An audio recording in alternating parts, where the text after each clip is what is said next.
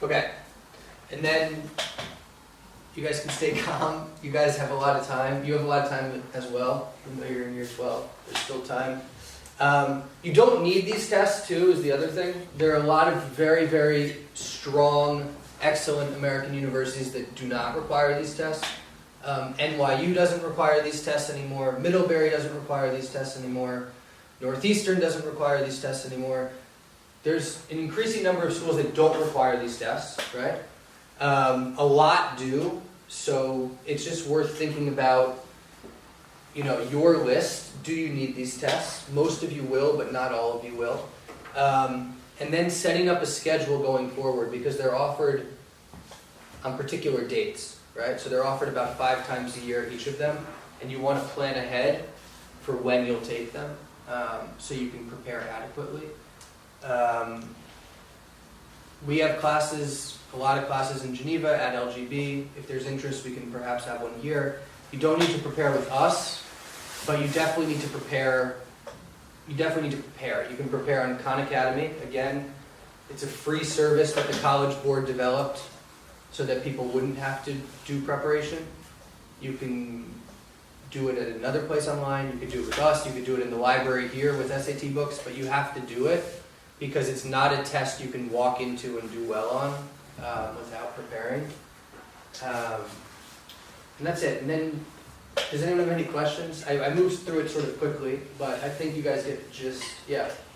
Do most universities prioritize SAT or ACTs more than IB results?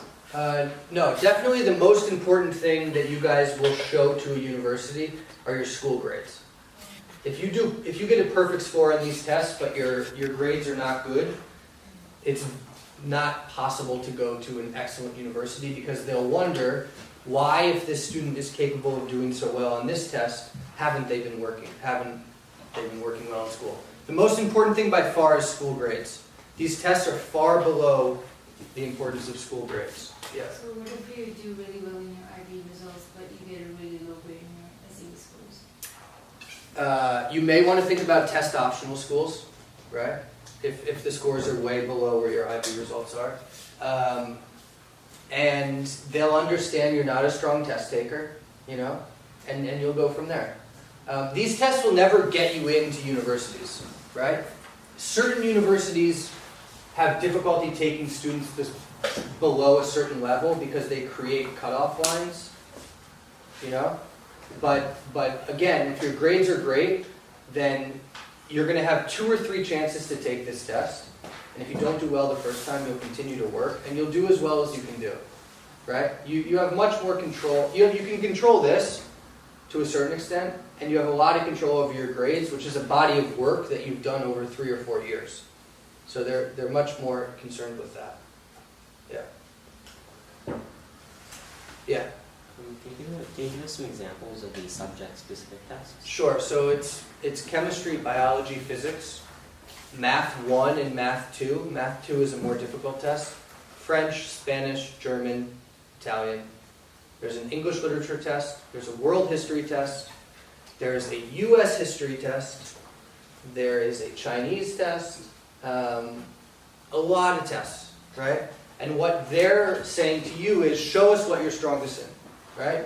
If you're applying to engineering schools, a lot of them will want to see a Math 2, which is a higher level math test, and then a physics and biology test. Beyond that, you sort of, you know, are free to do what you like. Yeah. Yeah. Are there some universities which prioritize ACTs or SATs over? No. So every university will take both without preference.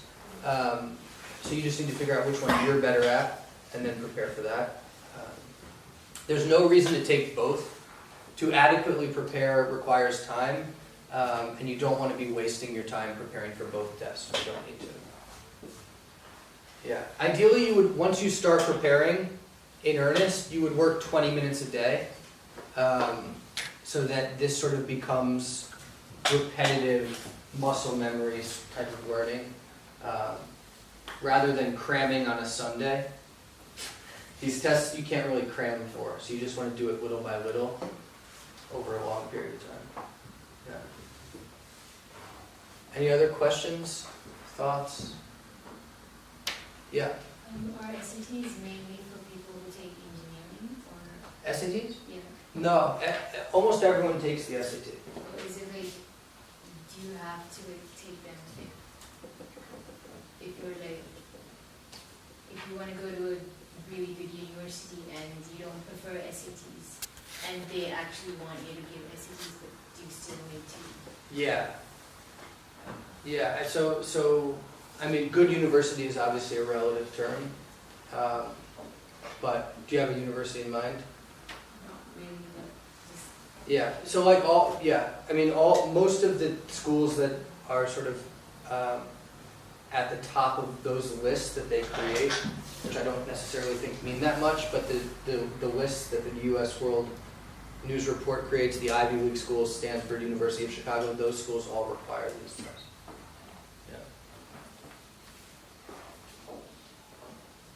Yeah. Do you need to take these tests if you want to go to Canada? No. Not if you have an IB, not if you have, or if you take the IB.